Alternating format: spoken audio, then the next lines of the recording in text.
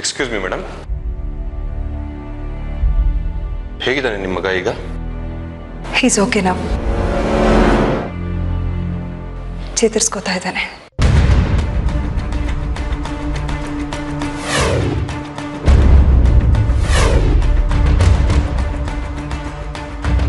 ಅಮ್ಮ, ಆದಿತ್ಯನ್ ನೋಡಿ.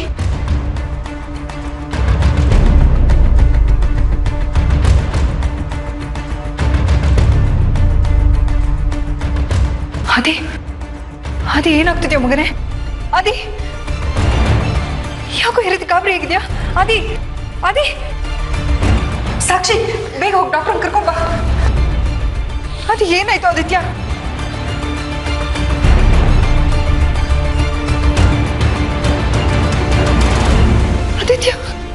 ಆದಿ ಡಾಕ್ಟರ್. ಅದಿ ಗಮನ. ಅದಿ ಇಷ್ಟೊತ್ತು ಚೆನ್ನಾಗೇ ಇದ್ದ ಡಾಕ್ಟರ್. ಆ ಇನ್ಸ್ಪೆಕ್ಟರ್ ಬಂದ ಕೂಡಲೇ ತುಂಬಾ ಹೆದರಕ್ ಶುರು ಮಾಡ್ದ. ಮೋಸ್ಟ್ಲಿ ಇವ್ರಿಗೆ ಪೊಲೀಸವ್ರ ಕಂಡ್ರೆ ಭಯ ಅಂತ ಅನ್ಸುತ್ತೆ. ಇನ್ ಮುಂದೆ ಆದಿ ನೋಡೋದಕ್ಕೆ ಯಾವ ಪೊಲೀಸರು ಬರಬಾರ್ದು. ಆಗ ನಾನು ನೋಡ್ಕೊಂತೀನಿ. Thank you doctor. ಮತ್ತೇನಾದ್ರೂ ಈ ರೀತಿ ಆದ್ರೆ ನನಗೆ ಇನ್ಫಾರ್ಮ್ ಮಾಡಿ. ಸರಿ.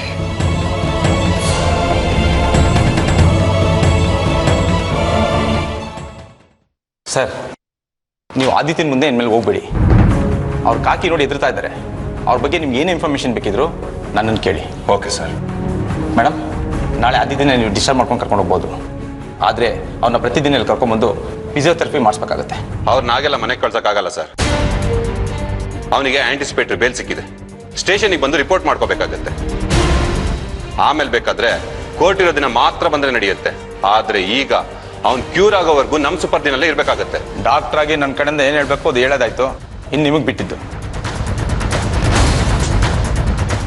ಮೇಡಮ್, ನನಗೂ ನಿಮ್ಮ ಮೇಲೆ ಸಿಂಪತಿ ಇದೆ, ಬಟ್ ಐ ಆಮ್ ಹೆಲ್ಪ್ಲೆಸ್. ನೀವು ನನ್ನ ಮುಂದೆ ಕಣ್ಣೀರು ಹಾಕೋದ್ರಿಂದ ಏನೂ ಪ್ರಯೋಜನ ಆಗಲ್ಲ. ಅದ್ರ ಬದಲು ಅರ್ಪಿತಾ ಅವ್ರ ಮುಂದೆ ಕಣ್ಣೀರು ಹಾಕಿದ್ರೆ ಏನಾದ್ರು ಪ್ರಯೋಜನ ಆಗ್ಬೋದು. ಐ ಮೀನ್, ಅರ್ಪಿತಾ ಅವ್ರ ಕೇಸನ್ನು ವಾಪಸ್ ತಗೊಳ್ಳೋದಕ್ಕೆ ಹೇಗೆ ಸೂರ್ಯ ಅವ್ರನ್ನ ಒಪ್ಪಿಸಿದ್ರು, ಹಾಗೆ ಆದಿತ್ಯ ಅವ್ರ ಮೇಲೆ ಹಾಕಿರೋ ಕೇಸನ್ನು ವಾಪಸ್ ತಗೊಳ್ಳೋದಕ್ಕೆ ಅರ್ಪಿತಾ ಅವ್ರ ಹತ್ರ ರಿಕ್ವೆಸ್ಟ್ ಮಾಡ್ಕೊಳ್ಳಿ. ನಾನು ಸೂರ್ಯ ಅವ್ರ ಹತ್ರ ಅರ್ಪಿತನ್ ಕೇಸ್ನ ವಾಪಸ್ ತಗೊಳ್ಳಿ ಅಂತ ರಿಕ್ವೆಸ್ಟ್ ಮಾಡಿದ್ದು ನಿಮ್ಗೆ ಹೇಗೆ ಗೊತ್ತಾಯ್ತು? ಅದು ಆರ್ಯ ಸರ್ ಹೇಳಿದ್ರು ಮೇಡಮ್. ನಾನು ನಿಮ್ಮ ವೆಲ್ ವಿಷರ್ ಆಗಿ ಒಂದು ಮಾತು ಹೇಳ್ತಾ ಇದ್ದೀನಿ. ನೀವು ರಂಜಿತಾ ಅವ್ರ ಸ್ಕೂಲಲ್ಲಿ ಕೆಲಸ ಮಾಡ್ತಾ ಇದ್ದೀರಾ. ರಂಜಿತಾ ಅವ್ರಿಗೆ ಚಿದಂಬರಂ ಅವ್ರ ಪರಿಚಯ ಇದೆ. ಚಿದಂಬರಂ ಅವ್ರಿಗೆ ಅರ್ಪಿತಾ ಅವರು ತುಂಬಾ ಪರಿಚಯ.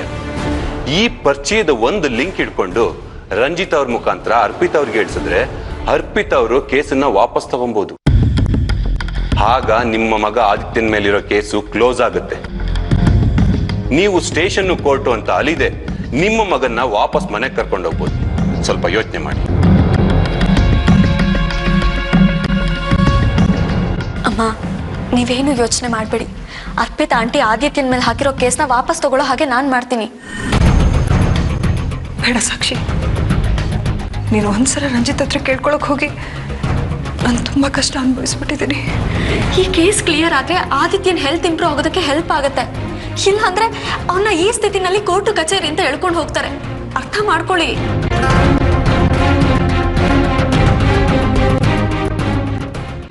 ಹೇಳಿ ಗಾಯತ್ರಿ ಅವ್ರೆ. ಹೇಗಿದ ನಮ್ಮ ಮೊಮ್ಮಗ? ಚೇತರಿಸ್ಕೊಂಡ? ಇನ್ನೂ ಇಲ್ಲ ಗಾಯತ್ರಿ ಅವ್ರೆ. ಅವನನ್ನ ನೋಡಿದ್ರೆ ನನಗೆ ಸಂಕಟ ಆಗುತ್ತೆ. ಮಿಂಚಿನ ತರ ಓಡಾಡ್ಕೊಂಡಿದ್ದ ನನ್ನ ಮೊಮ್ಮಗ ಈಗ ನಿಶ್ಚಲವಾಗಿ ಹಾಸಿಗೆ ಮೇಲೆ ಮಲ್ಕೊಂಡ್ಬಿಟ್ಟಿದ್ದಾನೆ. ನನ್ನ ಮನ್ಸಿಗೆ ಬೆಂಕಿ ಬಿದ್ದಂಗ ಆಗುತ್ತೆ ಅವನನ್ನ ನೋಡಿದ್ರೆ. ಅರ್ಥ ಆಗತ್ತೆ.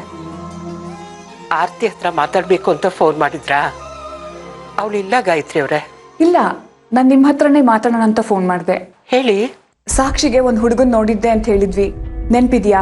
ಹಾ, ನೆನ್ಪಿದೆ. ಅವ್ರು ಈಗ ತಾನೇ ಫೋನ್ ಮಾಡಿದ್ರು. ಸಾಕ್ಷಿ ಅವ್ರ ಮನೇಲಿರೋರ್ಗೆಲ್ಲರಿಗೂ ಇಷ್ಟ ಆದ್ಲಂತೆ. ನಿಶ್ಚಿತಾರ್ಥ ಯಾವಾಗ ಇಟ್ಕೊಳ್ಳೋಣ ಅಂತ ಕೇಳಿದ್ರು. ಒಳ್ಳೆ ಸಂಬಂಧ, ಬಿಟ್ರೆ ತಪ್ಪೋಗುತ್ತೇನೋ ಅಂತ ಅನಿಸ್ತಾ ಇದೆ ಶೋಭಾ ಅವ್ರೆ. ಯಾಕೆ ಬಿಡ್ತೀರಾ? ಒಳ್ಳೆ ಸಂಬಂಧ ಅಂತ ಬೇರೆ ಹೇಳ್ತಾ ಇದ್ದೀರಾ. ಆದಷ್ಟು ಬೇಗ ನಿಶ್ಚಿತಾರ್ಥ ಮಾಡಿ ಮುಗಿಸ್ಬಿಡಿ. ಸಾಕ್ಷಿ ಲೈಫು ಸೆಟ್ಲ್ ಆಗುತ್ತೆ. ನನಗೂ ಹಾಗೆ ಅನಿಸ್ತಿದೆ. ಆದ್ರೆ ಯಾಕೋ ಈ ನಿಶ್ಚಿತಾರ್ಥ ನಡೆಯುತ್ತೋ ಇಲ್ವೋ ಅಂತ ಡೌಟ್ ಆಗಿದೆ. ಯಾಕೆ? ಸಾಕ್ಷಿ ಒಪ್ಕೊಳ್ಳಲ್ಲ ಅಂತ ಯೋಚನೆ ಮಾಡ್ತಾ ಇದ್ದೀರಾ? ಸಾಕ್ಷಿ ಬಗ್ಗೆ ಏನು ಯೋಚನೆ ಇಲ್ಲ, ಆದ್ರೆ ಸೂರ್ಯ ಈ ನಿಶ್ಚಿತಾರ್ಥ ಮಾಡೋದೋ ಬೇಡವೋ ಅಂತ ಯೋಚನೆ ಮಾಡ್ತಾ ಇದ್ದಾನೆ. ಯಾಕೆ? ಆದಿಗೆ ಹೀಗಾಗಿದೆಯಲ್ಲ ಅಂತ ಸೂರ್ಯ ತುಂಬಾ ಅಪ್ಸೆಟ್ ಆಗಿದ್ದಾನೆ. ಅಲ್ಲ ಆರ್ತಿ, ಊಟ ನಿದ್ದೆ ಬಿಟ್ಟು 3 ಹೊತ್ತು ಆಸ್ಪತ್ರೆಯಲ್ಲಿ ಆದಿ ಜೊತೆ ಇರ್ತಾಳೆ. ಇಂಥ ಟೈಮಲ್ಲಿ ನಿಶ್ಚಿತಾರ್ಥ ಇಟ್ಕೊಂಡ್ರೆ ಆರ್ತಿ ಹೇಗೆ ರಿಯಾಕ್ಟ್ ಮಾಡ್ತಾಳೋ ಅಂತ ಸೂರ್ಯನ್ಗೆ ಯೋಚನೆ ಆಗಿದೆ. ಸೂರ್ಯ ಅವ್ರು ಹೇಳ್ತಿರೋದು ಸರಿಯಾಗೇ ಇದೆ ಗಾಯತ್ರಿ ಅವರೇ. ಮಗ ಆಸ್ಪತ್ರೆಯಲ್ಲಿರುವಾಗ ಯಾವ ತಾಯಿ ತಾನೇ ಮಗಳ ಮದುವೆ ಸಂಭ್ರಮದಲ್ಲಿ ಭಾಗವಹಿಸ್ತಾಳೆ ಹೇಳಿ? ಆದಿ ಮೊದಲಿನಾಗ ಆಗೋವರೆಗೂ ಆರ್ತಿ ಇದಕ್ಕೆಲ್ಲ ಒಪ್ಪಲ್ಲ ಅಂತ ಅನ್ಸತ್ತೆ. ನನಗೂ ಅದೇ ಯೋಚನೆ ಆಗಿದೆ. ಆರ್ತಿಯಿಂದಾಗಿ ಸಾಕ್ಷಿ ಮದುವೆ ತಪ್ಪೋಯ್ತು ಅಂತ ಜನ ಮಾತಾಡ್ಕೋಬಾರ್ದು. ಹಿಂದೆನೂ ಹೀಗೆ ಆಗಿತ್ತು. ಆರ್ತಿ ಯಾವ ತಪ್ಪು ಮಾಡದೇ ಇದ್ರು ಅವಳ ಮೇಲೆ ಆಪಾದನೆ ಬಂದ್ಬಿಟ್ಟಿತ್ತು. ಈಗಲೂ ಹೀಗೆ ಆಗ್ಬಿಡುತ್ತೇನೋ ಅಂತ ಯೋಚನೆ ಆಗಿದೆ. ಈಗ ನನ್ಗೇನ್ ಮಾಡು ಅಂತೀರಾ ಗಾಯತ್ರಿ ಅವರೇ? ನೀವೊಂದ್ಸತಿ ಆರ್ತಿ ಹತ್ರ ಮಾತಾಡ್ತೀರಾ? ಈಗ ನಿಶ್ಚಿತಾರ್ಥ ಮಾತ್ರ ಮಾಡೋಣ, ಮದುವೆ ಆದಿ ಹುಷಾರಾದ್ಮೇಲೆ ಮಾಡೋಣ. ಇದಕ್ಕೆ ಆರ್ತಿ ಒಪ್ಕೊಂಡ್ರೆ ಸರಿ, ಇಲ್ಲಾಂದ್ರೆ ದೈವೇಚ್ಛೆ. ನಾನೇನಾದ್ರೂ ಸಾಕ್ಷಿ ಮದ್ವೆ ವಿಷಯ ಆರ್ತಿ ಹತ್ರ ಮಾತಾಡಿದ್ರೆ ಅವಳು ಏನ್ ಅನ್ಕೋಬಹುದು? ಯಾರಿಗೂ ನನ್ನ ಬಗ್ಗೆ ಯೋಚನೆ ಇಲ್ಲ, ಎಲ್ಲರೂ ಅವ್ರವ್ರ ಸಂತೋಷದ ಬಗ್ಗೆ ಯೋಚನೆ ಮಾಡ್ತಿದ್ದಾರೆ ಅಂತ. ಅದಕ್ಕೆ ನೀವು ಒಂದು ಕೆಲಸ ಮಾಡಿ, ಆರ್ತಿನ ನಿಮ್ಮ ಮನೆಗೆ ಕರ್ಕೊಂಡು ಹೋಗಿ. ಗಂಡನ ಜೊತೆ ಇದ್ರೆ ಅವಳಿಗೂ ಒಂದು ಮಾರಲ್ ಸಪೋರ್ಟ್ ಸಿಕ್ಕಾಗತ್ತೆ. ಆಗ ನೀವು ನೇರವಾಗಿ ಸಾಕ್ಷಿ ಮದ್ವೆನ ಅವಳ ಹತ್ರನೇ ಮಾತಾಡ್ಬೋದು. ನೀವು ಹೇಳೋದು ಸರಿ. ಆದಷ್ಟು ಬೇಗ ಆರ್ತಿ ನಮ್ಮ ಮನೆಗೆ ಕರ್ಕೊಂಬರೋ ವ್ಯವಸ್ಥೆ ಮಾಡ್ತೀನಿ. ಸರಿ, ಥ್ಯಾಂಕ್ ಯು ಶೋಭಾ ಅವರೇ. ಹಲೋ, ನಾನು ಸಾಕ್ಷಿ. ಹಾ ಗೊತ್ತಾಯ್ತು, ಹೇಳಿ ಸರ್. ಹೇಳಿ ಸಾಕ್ಷಿ, ಎಷ್ಟು ದಿವಸ ಆಯ್ತು ನಿಮ್ಮನ್ನು ನೋಡಿ, ನಿಮ್ಮ ಧ್ವನಿ ಕೇಳಿ. ನನ್ನ ಫೋನ್ ನಂಬರ್ ಇನ್ನೂ ಚೇಂಜ್ ಆಗಿರಲಿಲ್ಲ. ಯು ಮೀನ್ ನಾನು ನಿಮಗೆ ಕಾಲ್ ಮಾಡ್ಬೋದಿತ್ತು ಅಂತನಾ? ನಾನು ತುಂಬ ಸಲ ಅನ್ಕೊಂಡೆ ಸಾಕ್ಷಿ, ಆದರೆ ಯಾಕೋ ಧೈರ್ಯ ಸಾಕಾಗಿಲ್ಲ. ನೀವು ಬೇರೆ ಇವಾಗ ತಾನೇ ಸುಧಾರಿಸ್ಕೊತಾ ಇದ್ದೀರಾ, ಮತ್ತೆ ನನ್ನಿಂದ ಅಪ್ಸೆಟ್ ಆಗೋದು ಬೇಡ ಅಂತ ಸುಮ್ಮನಾಗ್ಬಿಟ್ಟೆ. ಸುಮ್ಮನಾಗದೆ ಏನು ಮಾಡ್ತೀರಾ? ಬೇಕಾದದನ್ನು ಪಡ್ಕೊಂಡ್ಮೇಲೆ ಬೇಡವಾದವಳಿಂದ ಮುಕ್ತಿ ಸಿಕ್ತು ಅಂತ ನಿರಾಳವಾಗಿರ್ತೀರಾ. ನೀವು ನನ್ನ ತಪ್ಪು ತಿಳ್ಕೊಂಡಿದ್ದೀರಾ ಸಾಕ್ಷಿ. ನೀವು ನನ್ನಿಂದ ದೂರ ಆದಮೇಲೆ ಒಂದು ದಿವಸ ಕೂಡ ನಾನು ನೆಮ್ಮದಿ ಆಗಿಲ್ಲ. I missing you so much, really. ನಿಮ್ಮ ನೆನಪಾದಾಗಲೆಲ್ಲ ನಾವಿಬ್ಬರು ಮೀಟ್ ಮಾಡ್ತಿದ್ವಲ್ಲ ಪಾರ್ಕ್, ಅಲ್ಲೋಗಿ ಕೂರ್ತೀನಿ. ಆದರೆ ಅದೇನೋ ನೀವು ಇಲ್ಲದೇ ಇರೋ ಪಾರ್ಕಲ್ಲಿ ಕೂರೋಕ್ಕಾಗಲ್ಲ, ಎದ್ದು ಬಂದುಬಿಡ್ತೀನಿ ನಾನು. ಈಗ ಎಲ್ಲಿದ್ದೀರಾ ನೀವು? ನಾನು ಗೆಸ್ಟ್ ಹೌಸಲ್ಲಿದ್ದೀನಿ. ಯಾಕೆ? ನಾನು ನಿಮ್ಮನ್ನ ಮೀಟ್ ಮಾಡಬೇಕಿತ್ತು. ಹಲೋ ಹಲೋ, ಲೈನ್ನಲ್ಲಿದ್ದೀರಾ? ಹಾಂ ಹಾಂ ಹಾಂ ಹಾಂ ಇದ್ದೀನಿ. ಅದು ಇನ್ನು ಲೈಫಲ್ಲಿ ನೀವು ನನ್ನ ಮಾತೇ ಆಡ್ಸಲ್ವೇನೋ ಅಂತ ಅಂದ್ಕೊಂಡಿದ್ದೆ. ಇವಾಗ ನೀವೇ ಕಾಲ್ ಮಾಡಿ ಮೀಟ್ ಮಾಡಬೇಕು ಅಂತ ಹೇಳ್ತಾ ಇದ್ದೀರಲ್ಲ, ತುಂಬ ಖುಷಿ ಆಗ್ತಿದೆ ನನಗೆ. ಇದೇನು ಕನಸೋ ನನಸೋ ಗೊತ್ತಾಗದೆ ಫ್ರೀಸ್ ಆಗಿಬಿಟ್ಟಿದ್ದೆ ನಾನು. ನಾನು ಕೇಳಿದ್ದಕ್ಕೆ ಉತ್ತರ ಬರಲಿಲ್ಲ. ನಾನು ನಿಮ್ಮನ್ನ ಮೀಟ್ ಮಾಡಬೇಕು ಅಂದೆ, ಸಿಗ್ತೀರಾ? ಹಾಂ, ಎನಿ ಟೈಮ್ ಸಾಕ್ಷಿ, ನಿಮಗೋಸ್ಕರ ನಾನು ಕಾಯ್ತಾ ಇರ್ತೀನಿ. ನಮ್ಮ ಗೆಸ್ಟ್ ಹೌಸಿಗೆ ಬಂದುಬಿಡಿ. ನೋ, ಅಲ್ಲಿಗೆ ಬರೋದಕ್ಕೆ ನನ್ನಿಂದ ಸಾಧ್ಯ ಇಲ್ಲ. ಅಲ್ಲ ಸಾಕ್ಷಿ, ಅಲ್ಲಿ ಆರಾಮಾಗಿ ಮಾತಾಡ್ಬೋದು ಅಂತ ಹೇಳಿದೆ ಅಷ್ಟೇ. ನೋ, ಗೆಸ್ಟ್ ಹೌಸಿಗೆ ಮಾತ್ರ ನಾನು ಬರೋದಿಲ್ಲ. ಅರ್ಥ ಆಯಿತು, ಐ ಆಮ್ ಸಾರಿ. ಹಾಗಾದರೆ ನಮ್ಮ ಸ್ಕೂಲ್ ಹತ್ರ ಬರ್ಬೋದಾ? ಅಲ್ಲೂ ಬೇಡ. ಯಾವುದಾದ್ರೂ ಕಾಫಿ ಶಾಪ್? ಬೇಡ. ಹಾಗಾದರೆ ಎಲ್ಲಿ ಮೀಟ್ ಮಾಡಬೇಕು ಅಂತ ನೀವೇ ಹೇಳಿ. ನಾವು ಮೀಟ್ ಮಾಡ್ತಾ ಇದ್ವಲ್ಲ, ಅದೇ ಪಾರ್ಕ್ಗೆ ಬನ್ನಿ. ಶ್ಯೂರ್. ಎಷ್ಟೊತ್ತು ಬರಲಿ? ಈಗಲೇ ಬರ್ಬೋದಾ? ಶ್ಯೂರ್ ಶ್ಯೂರ್ ಸಾಕ್ಷಿ, ಖಂಡಿತ ಬರ್ತೀನಿ. ಓಕೆ.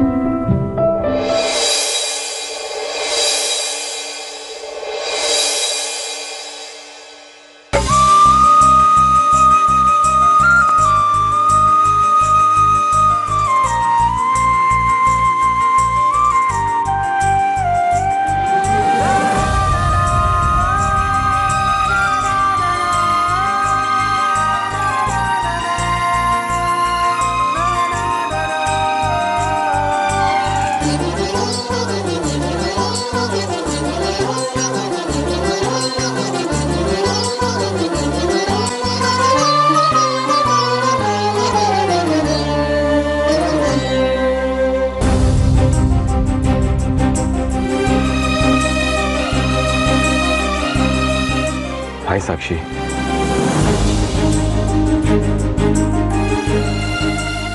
ನೀವು ಬರ್ತೀರಾ ಅಂತ ಖಂಡಿತ ಅಂದ್ಕೊಂಡಿರಲಿಲ್ಲ ನಾನು. I really so happy. ತಗೊಳ್ಳಿ ಪ್ಲೀಸ್. ನೋಡಿ, ನಿಮ್ಮನ್ನ ಮತ್ತೆ ನೋಡಬೇಕು ಅನ್ನೋ ಆಸೆ ಖಂಡಿತ ನನಗಿರ್ಲಿಲ್ಲ. ಆದರೆ ನಿಮ್ಮನ್ನು ಮೀಟ್ ಮಾಡಲೇಬೇಕು ಅನ್ನೋ ಅನಿವಾರ್ಯ ಆಯಿತು. ಅದಕ್ಕೆ ವಿಧಿ ಇಲ್ಲದೆ ಬಂದೆ. ನಿಮ್ಗೆ ಯಾಕೆ ನನ್ನ ಮೇಲೆ ಇಷ್ಟೊಂದು ಕೋಪ? ನಮ್ಮ ತಾಯಿ ಅವತ್ತು ನಿಮ್ಮ ಮನೆಗೆ ಮದುವೆ ವಿಷಯ ಮಾತಾಡೋದಕ್ಕೆ ಬಂದಾಗಲೂ ನೀವು ಅವ್ರನ್ನ ಸರಿಯಾಗಿ ಮಾತಾಡಿಸ್ಲಿಲ್ವಂತೆ. ಯಾಕೆ? ನಾನು ಯಾಕೆ ಹಾಗೆ ನಡ್ಕೊಂಡೆ ಅಂತ ಗೊತ್ತೇ ಇಲ್ವಾ ನಿಮಗೆ? ನೀವು ನನ್ನ ಜೊತೆ ನಡ್ಕೊಂಡಿರೋ ರೀತಿಗೆ ಬೇರೆ ಯಾರಾದ್ರೂ ಆಗಿದ್ದಿದ್ರೆ ಇಷ್ಟು ಅಸಹ್ಯವಾಗಿ ನಡ್ಕೊಂಡಿದ್ದೀರಾ. ಒಬ್ಬ ಒಳ್ಳೆ ಮನುಷ್ಯ ಅಂತ ನಂಬಿ ನಿಮ್ ಗೆಸ್ಟ್ ಹೌಸ್ಗೆ ಬಂದೆ. ಆದ್ರೆ ನೀವು ನನ್ನ ಜೊತೆ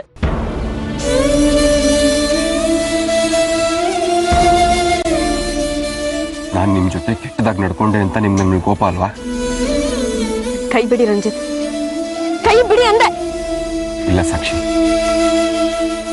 ಈ ಕೈನ ಇನ್ನು ಯಾವತ್ತೂ ಬಿಡಲ್ಲ ನಾನು. ಈಗ ನೀವು ಕೈ ಬಿಡದೆ ಹೋದ್ರೆ ನಾನು ಜೋರ ಕಿರ್ಚ್ಕೊಳ್ತೀನಿ ಅಷ್ಟೇ. ಬಿಡಿ. ನನಗೆ ಯಾವ ಹೆದರಿಕೆನೂ ಇಲ್ಲ. ಏನು ಬೇಕಾದರೂ ಆಗಲಿ, ನನ್ನ ಪ್ರಾಣ ಬೇಕಾದರೂ ಹೋಗ್ಲಿ, ಆದರೆ ಹಿಡಿದಿರೋ ಕೈನ ಮಾತ್ರ ನಾನು ಯಾವತ್ತೂ ಬಿಡಲ್ಲ. ಈಗ ಮಾತ್ರ ಸಭ್ಯಸ್ತನ ತರ ಮಾತಾಡ್ತೀರಾ?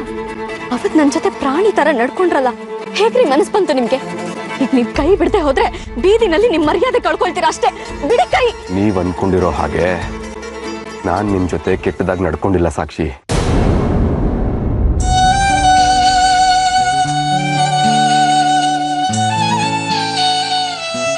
ಏನಂದ್ರಿ? ನಿಮ್ಮ ಜೊತೆ ಕೆಟ್ಟದಾಗಿ ನಡ್ಕೊಂಡಿಲ್ಲ ಅಂತ ಹೇಳಿದೆ. ಸುಳ್ಳು ಹೇಳ್ಬೇಡಿ.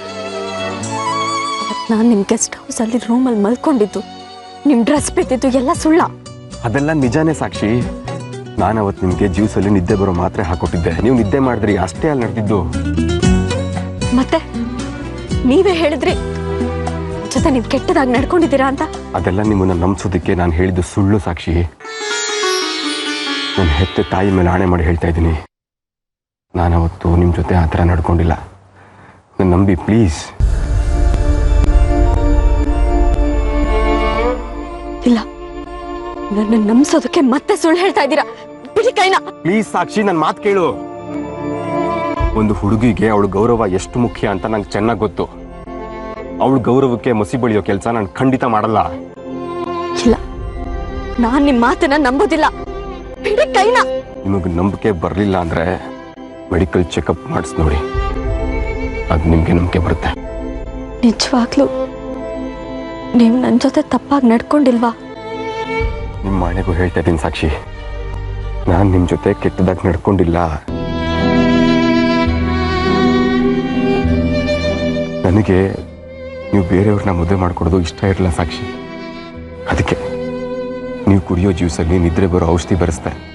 ನೀವು ಎಚ್ಚರ ಆದಮೇಲೆ ನಿಮ್ಮ ಜೊತೆ ಕೆಟ್ಟದಾಗಿ ನಡ್ಕೊಂಡಿದ್ದೀನಿ ಅನ್ನೋ ನಂಬಿಕೆ ಬರೋ ಥರ ಮಾತಾಡಿದೆ. ನೀವು ಅದನ್ನ ನಂಬಿದ್ರಿ, ಅಪ್ಸೆಟ್ ಆದ್ರಿ. ಅಷ್ಟೇ ನಡೆದಿದ್ದು ಸಾಕ್ಷಿ. ಪ್ಲೀಸ್ ನನ್ನ ನಂಬಿ.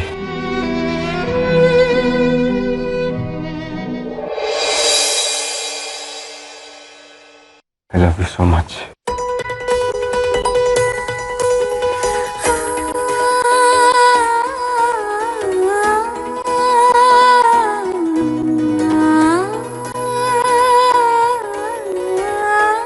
ಯಾಕೆ ಸುಳ್ಳು ಹೇಳಿದ್ರಿ? ನನ್ನನ್ನು ಇಷ್ಟು ಪ್ರೀತಿಸ್ತೀರಾ ಅಂತ ಮೊದಲೇ ಹೇಳಕ್ ಆಗ್ಲಿಲ್ವಾ ನಿಮ್ಗೆ? ನೀವ್ ಹೇಳಿದ ಒಂದು ಸುಳ್ಳಿಂದ ನಮ್ಮ ಮನೇಲಿ ಎಷ್ಟೆಲ್ಲ ಅನಾಹುತಗಳಾಯ್ತು ಗೊತ್ತಾ?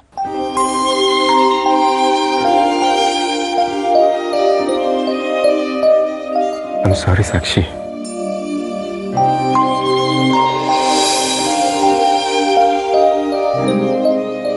ನನ್ನಿಷ್ಟು ಪ್ರೀತಿಸ್ತೀರಾ ಅಂತ ಹೇಳಿದಿದ್ರೆ ಮನೇಲಿ ಎಲ್ಲರನ್ನು ಅಪೋಸ್ ಮಾಡಿ ನಾನು ನಿಮ್ಮನ್ನೇ ಮದುವೆ ಆಗ್ತಿದ್ದೆ. ಆದ್ರೆ ನಿಮ್ ಒಂದು ಸುಳ್ಳಿಂದ ನಮ್ಮ ಫ್ಯಾಮಿಲಿ ಎಷ್ಟೆಲ್ಲ ಕಷ್ಟ ಅನುಭವಿಸ್ತಾ ಇದೆ ಗೊತ್ತಾ? ನಾನು ಸೂಸೈಡ್ ಮಾಡ್ಕೊಳಕ್ ಹೋದೆ. ಅದಕ್ಕೆ ಕಾರಣ ನೀವು ಅಂತ ಗೊತ್ತಾಗಿ ಆದಿ ನಿಮ್ಮನ್ನ ಕೊಲ್ಲೋದಕ್ಕೆ ಬಂದು ಅರೆಸ್ಟ್ ಆದ. ಅವನ ಮೇಲೆ ಕೊಟ್ಟಿರೋ ಕಂಪ್ಲೇಂಟ್ ನ ವಾಪಸ್ ತಗೊಳ್ಳಿ ಅಂತ ನಾನು ನಿಮ್ಮ ಹತ್ರ ಕೇಳೋದಕ್ಕೆ ಬಂದೆ. ಅಮ್ಮನೇ ನನ್ನನ್ನು ನಿಮ್ಮ ಹತ್ರ ಕಳಿಸಿದ್ದಾರೆ ಅನ್ಕೊಂಡು ಡ್ಯಾಡಿ ಆರ್ಯ ಇಬ್ರು ಅಮ್ಮನ ಹತ್ರ ಜಗಳ ಮಾಡಿದ್ರು. ಇದಕ್ಕೆಲ್ಲ ಕಾರಣ ಅರ್ಪಿತಾ ಆಂಟಿ ಅನ್ಕೊಂಡು ಆದಿ ಅರ್ಪಿತಾ ಆಂಟಿನ ಕೊಲ್ಲೋದಕ್ಕೆ ಹೋಗಿದ್ದ. ಅರ್ಪಿತಾ ಆಂಟಿನೂ ಅವನ ಮೇಲೆ ಕಂಪ್ಲೇಂಟ್ ಕೊಟ್ರು. ಈಗ ಆದಿ ಕೈ ಕಾಲು ಆಡಿಸ್ತಾ ಇರೋ ಸ್ಥಿತಿನಲ್ಲಿದ್ದಾನೆ. ಹೀಗೆಲ್ಲ ಆಗುತ್ತೆ ಅಂತ ನನಗೆ ಖಂಡಿತ ಗೊತ್ತಿರಲಿಲ್ಲ Sakshi. I am really sorry.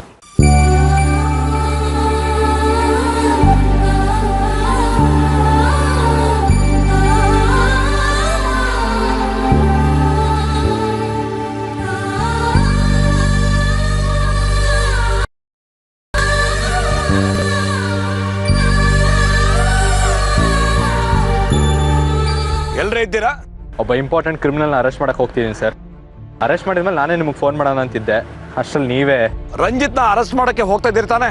Sir ಅದು ನಿಮಗೆ ಹೇಗೆ ಗೊತ್ತಾಯ್ತು? ಯಾವ ಬೇಸಿಸ್ ಮೇಲೆ ಅರೆಸ್ಟ್ ಮಾಡ್ತಾ ಇದ್ದೀರಾ ಅವನ್ನ? ರಂಜಿತ್ ಚೇಳ ಬಂಡೆರಾಮ ಇದ್ದಾನಲ್ಲ ಸರ್, ಅವನ್ನ ಅರೆಸ್ಟ್ ಮಾಡಿ ನಾನು ಚೆನ್ನಾಗಿ ಬೆಂಡೆತ್ತಿದ್ದೀನಿ. ಅವ್ನು ಕನ್ಫೆಸ್ ಮಾಡಿದ್ದಾನೆ ನನ್ನ ಮೇಲೆ ಆಕ್ಸಿಡೆಂಟ್ ಮಾಡಕ್ಕೆ ಪ್ರಯತ್ನ ಪಟ್ಟಿದ್ದು ಆ ರಂಜಿತ್ತೆ ಅಂತ.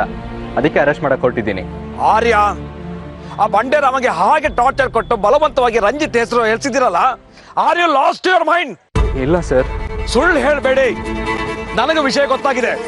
ನೀವು ಬಲವಂತವಾಗಿ ಹೊಡೆದು ಬಡ್ದು ಮಾಡಿ ಕನ್ಫ್ಯೂಷನ್ ತಗೊಂಡಿದ್ದೀರಾ. ಬಲವಂತಾಗಿ ಏನೂ ತಗೊಂಡಿಲ್ಲ ಸರ್. ಬೇರೆ ಕ್ರಿಮಿನಲ್ಸ್ ಹೇಗೆ ವಿಚಾರಿಸಿದ್ನೋ ಹಾಗೆ ವಿಚಾರಿಸಿದೆ, ಆದರೆ ಅವ್ನು ಬಾಯಿ ಬಿಡಲಿಲ್ಲ. ಅದಕ್ಕೆ ಸ್ವಲ್ಪ ಟಫ್ ಆಗಿ ಇಂಟ್ರೋಗೇಟ್ ಮಾಡಿದೆ ಅಷ್ಟೇ ಸರ್. ರೇ, ನಿಮ್ಮ ಫ್ಯಾಮಿಲಿಗೆ ರಂಜಿತ್ ಮೇಲೆ ಗ್ರಜ್ಜಿದೆ ಅಂತ ಅದನ್ನ ಈ ರೀತಿ ತೋರಿಸೋದಾ? ಇಲ್ಲ ಸರ್, ಈ ಕೇಸ್ನ ನಾನು ಪರ್ಸನಲ್ ಆಗಿ ತಗೊಳ್ತಿಲ್ಲ. ನನಗೆ ಆಕ್ಸಿಡೆಂಟ್ ಮಾಡಿಸಿದ ಬಂಡೆರಾಮನೇ ಸರ್. ಇದು ನಿಮಗೂ ಗೊತ್ತಿದೆ, ಆದರೆ ಪ್ರೂವ್ ಮಾಡೋಕ್ಕಾಗಿರ್ಲಿಲ್ಲ ಅಷ್ಟೇ. ಅನುಮಾನದ ಮೇಲೆ ಯಾರನ್ನಾದ್ರೂ ಅರೆಸ್ಟ್ ಮಾಡಿ ಶಿಕ್ಷೆ ಕೊಡು ಹಾಕಿದ್ರೆ ನಾವು ಈ ರೀತಿ ಇರ್ತಾ ಇರ್ಲಿಲ್ಲ. ಕಾಡ್ ಮನುಷ್ಯ ತರ ಇರ್ತಾ ಇದ್ವಿ. ಇಲ್ಲಿ ಒಂದು ವ್ಯವಸ್ಥೆ ಇದೆ, ಒಂದು ರೀತಿ ನೀತಿ ಇದೆ, ಅದ್ರ ಪ್ರಕಾರ ನಾವು ನಡ್ಕೋಬೇಕು. ಒಬ್ಬ ಮನುಷ್ಯ ತಪ್ಪು ಮಾಡಿದೆ ಅಂತ ಅನ್ಸಿದ್ರೆ ಮೊದಲು ನೀವು ಕಾನೂನು ಪ್ರಕಾರ ಅದನ್ನು ಸಾಬೀತು ಮಾಡಬೇಕು. ಆಗ ಮಾತ್ರ ಶಿಕ್ಷೆ ಕೊಡೋಕೆ ಸಾಧ್ಯ. ಅದನ್ನ ಬಿಟ್ಟು ನಿಮ್ಮತ್ತಿಗೆ ನೀವೇ ಶಿಕ್ಷೆ ಕೊಡೋಕೆ ನಿಂತ್ಬಿಟ್ರೆ? ಹಾಗೇನು ಮಾಡಿಲ್ಲ ಸರ್. ಯೂಶುವಲ್ ಆಗಿ ಬೇರೆ ಕ್ರಿಮಿನಲ್ಸ್ ಹೇಗೆ ಇನ್ವೆಸ್ಟಿಗೇಟ್ ಮಾಡ್ತೀನೋ ಹಾಗೆ ಇನ್ವೆಸ್ಟಿಗೇಟ್ ಮಾಡಿದೆ. Shut up! ನೀವು ಬಂಡೆರಾಮಗೆ ಇರಿಟೇಟ್ ಮಾಡಿದ್ದೀರ ಅಂತ ಹ್ಯೂಮನ್ ರೈಟ್ಸ್ ಕಮಿಷನ್ಗೆ ಕಂಪ್ಲೇಂಟ್ ಹೋಗಿದೆ. ನಾನೀಗ ನಿಮ್ಮ ಮೇಲೆ ಆಕ್ಷನ್ ತಗೋಬೇಕು ಅಂತ ನನ್ನ ಮೇಲೆ ಸಿಕ್ಕಾಪಟ್ಟೆ ಪ್ರೆಷರ್ ಇದೆ. ಸರ್ ಪ್ಲೀಸ್, ನಂದೇನು ತಪ್ಪಿಲ್ಲ ಅಂತ ನಿಮಗೆ ಗೊತ್ತಿದೆ. ಆ ಬಂಡೆರಾಮ ಒಬ್ಬ ರೌಡಿ ಶೀಟರ್, ರಂಜಿತ್ಗೋಸ್ಕರ ಕೆಲಸ ಮಾಡ್ತಿದ್ದಾನೆ ಸರ್. ನಾನೀಗ ಅದನ್ನೆಲ್ಲ ಯೋಚನೆ ಮಾಡೋಕ್ಕಾಗಲ್ಲ. ಹ್ಯೂಮನ್ ರೈಟ್ಸ್ ಕೊಟ್ಟಿರೋ ರಿಪೋರ್ಟ್ ಆಧಾರದ ಮೇಲೆ ನಿಮ್ಮನ್ನ ಸಸ್ಪೆಂಡ್ ಮಾಡ್ತಾ ಇದ್ದೀನಿ. Sir hello sir.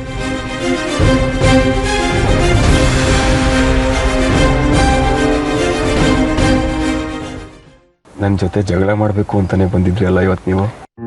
ಅಯ್ಯೋ ಇಲ್ಲ, ಅದು ನಿಮ್ಮಿಂದ ಒಂದು ಸಹಾಯ ಆಗ್ಬೇಕಿತ್ತು. ನನ್ನಿಂದ ಆಗೋದಾದ್ರೆ ಖಂಡಿತ ಮಾಡ್ಕೊಡ್ತೀನಿ. ಏನು ಅಂತ ಹೇಳಿ? ನಮ್ಮ ಅಣ್ಣ ಆದಿತ್ಯನ ಯಾರು ಹೊಡೆದು ಬಡ್ದು ತುಂಬಾ ಹಿಂಸೆ ಕೊಟ್ಟಿದ್ದಾರೆ. ಈಗ ಅವನು ಹಾಸ್ಪಿಟಲಲ್ಲಿ ಅಡ್ಮಿಟ್ ಆಗಿದ್ದಾನೆ. ಮಾತು ಕೂಡ ಆಡದೆ ಇರುವಂಥ ಸ್ಥಿತಿಲಿದ್ದಾನೆ. ಅರ್ಪಿತಾ ಆಂಟಿ ಬೇರೆ ಆದಿ ಮೇಲೆ ಕೇಸ್ ಹಾಕಿದ್ದಾರೆ. ಈ ಕಂಡೀಷನ್ನಲ್ಲಿ ಅವನು ಪೊಲೀಸು ಕೋರ್ಟು ಕಚೇರಿ ಅಂತ ಅಲಿಯೋಕ್ಕಾಗತ್ತಾ? ಅವನಿಗೆಷ್ಟು ಕಷ್ಟ ಆಗುತ್ತೆ ಅಂತ ನೀವೇ ಯೋಚನೆ ಮಾಡಿ. ಅದಕ್ಕೆ ಅಟ್ಲೀಸ್ಟ್ ಆ ಕೇಸ್ ಆದರೂ ಡ್ರಾಪ್ ಔಟ್ ಆದರೆ ತುಂಬ ಹೆಲ್ಪ್ ಆಗುತ್ತೆ. ಅರ್ಪಿತಾ ಆಂಟಿ ಈಗ ಚಿದಂಬರಂ ಅವ್ರ ಜೊತೆ ಸೇರ್ಕೊಂಡಿದ್ದಾರೆ. ನಿಮಗೆ ಚಿದಂಬರಂ ತುಂಬ ಕ್ಲೋಸ್ ಅಲ್ವಾ? ಅವ್ರ ಮೂಲಕ ಅರ್ಪಿತಾ ಆಂಟಿ ಈ ಕೇಸ್ನ ವಾಪಸ್ ತಗೊಳ್ಳೋ ಹಾಗೆ ಮಾಡ್ಬೋದಲ್ವಾ? ಇದೊಂದು ಹೆಲ್ಪ್ ಮಾಡಿ ಪ್ಲೀಸ್. ಆದಿತ್ಯನ ಮೇಲಿರೋ ಕೇಸು ಕ್ಲೋಸ್ ಆಯಿತು ಅಂದ್ಕೊಳ್ಳಿ. Thank you Ranjith, thank you so much. ಆದರೆ ಒಂದು ಕಂಡೀಷನ್ ಸಾಕ್ಷಿ. ಏನು? ನೀವು ನನ್ನ ಬಿಟ್ಟು ಬೇರೆ ಯಾರನ್ನು ಮದುವೆ ಮಾಡ್ಕೊಳ್ಳಲ್ಲ ಅಂತ ನನಗೆ ಮಾತು ಕೊಡಬೇಕು. ನೀವಿಷ್ಟೆಲ್ಲ ಹೇಳಿದ್ಮೇಲೆ ನಾನು ಇನ್ನೊಬ್ಬರನ್ನ ಮದುವೆ ಆಗೋದನ್ನ ಇಮ್ಯಾಜಿನ್ ಮಾಡ್ಕೊಳ್ಳೋದಕ್ಕಾದ್ರೂ ಆಗತ್ತಾ? ನಾನು ಈ ಜನ್ಮದಲ್ಲಿ ಮದುವೆ ಅಂತಾದರೆ ಅದು ನಿಮ್ಮನ್ನೇ. Thank you so much. ಇವಾಗ ನನಗೆ ಸಮಾಧಾನ ಆಯಿತು. ನೀವು ಮನೆಗೆ ಹೋಗಿ ಧೈರ್ಯವಾಗಿ ಹೇಳಿ, ಆದಿತ್ಯನ ಮೇಲೆ ಕೊಟ್ಟಿರೋ ಕಂಪ್ಲೇಂಟ್ನ ವಾಪಸ್ ತಗೊಳ್ಳೋದಕ್ಕೆ ಅರ್ಪಿತಾ ಅವ್ರಿಗೆ ಚಿದಂಬರಂ ಮೂಲಕ ಹೇಳಿಸ್ತೀನಿ ನಾನು. Okay? Thank you Ranjith, thank you so much. So ನಮ್ಮ ಮದುವೆ ವಿಷಯ ಮಾತಾಡೋದಕ್ಕೆ ನಮ್ಮ ತಾಯಿನ ನಿಮ್ಮ ಮನೆಗೆ ಯಾವಾಗ ಕಳಿಸ್ಲಿ? ಮೊದಲು ಆದಿತ್ಯ ಹುಷಾರಾಗಿ ಮನೆಗೆ ಬರಲಿ, ಆಮೇಲೆ ನಾನೇ ನಿಮಗೆ ಫೋನ್ ಮಾಡ್ತೀನಿ. ನಿಮ್ಮ ತಾಯಿನ ಹೆಣ್ಣು ಕೇಳೋ ವಿಷಯಕ್ಕೆ ನಮ್ಮ ಮನೆಗೆ ಕಳಿಸಿ. Thank you so much. ನೀವು ಹೇಳಿದ ಕೇಳಿ ತುಂಬಾ ಖುಷಿ ಆಗ್ತಿದೆ ನನಗೆ. ಬಟ್ ನಿಮ್ಮ ಮನೇಲಿ ಸೂರ್ಯ ಅವರು ಮತ್ತು ಆರತಿ ಅವರು ಇದಕ್ಕೇನು ಹೇಳ್ತಾರೋ ಏನೋ. ಆ ವಿಷಯ ಬಿಡಿ, ಅವರನ್ನು ಒಪ್ಸೋ ಜವಾಬ್ದಾರಿ ನಂದು. ಆದರೆ ಅರ್ಪಿತಾ ಆಂಟಿ ಆದಿ ಮೇಲೆ ಹಾಕಿರೋ ಕೇಸ್ನ ವಾಪಸ್ ತಗೊಳ್ಳೋ ಹಾಗೆ ನೀವು ಮಾಡಬೇಕು. ಅದ್ರ ಬಗ್ಗೆ ನೀವೇನು ಯೋಚನೆ ಮಾಡಬೇಡಿ. ಆ ಕೇಸ್ ಕ್ಲೋಸ್ ಆಯಿತು ಅಂದ್ಕೊಳ್ಳಿ. Thank you Ranjith, thank you so much. ಒಂದು ವಿಷಯ ಅಂತೂ ನಿಜ, ನಾನು ನೀವು ಮದುವೆ ಆಗೋದನ್ನ ಯಾರಿಂದನೂ ತಪ್ಸಕ್ಕಾಗಲ್ಲ. I love you. Love you to.